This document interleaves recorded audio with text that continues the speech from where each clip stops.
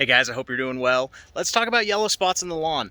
I'm here in Riverton meeting with a person we just signed up to take care of their lawn. They have yellow spots, and guess what? They have their hose out because they thought it was a watering issue, but it is not. So let me show you exactly what to look for to find out if it's just a watering issue, a drought issue, or something else. Let's flip the camera around here.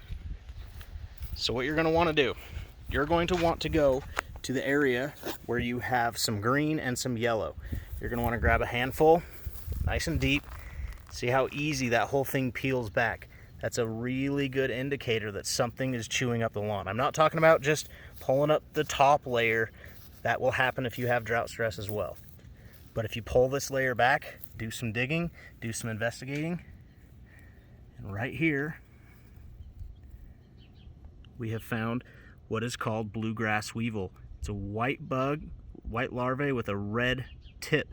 An indicator of these is you'll see little white moths flying all over the lawn when you're mowing the lawn or walking across the lawn. These things are what is doing the damage. So don't get out there and just water more, especially because we're in a drought. Get down there, take a look, see what's going on. Hope you guys have a great day. If you need help with lawn care or pest control, we would love to help you out.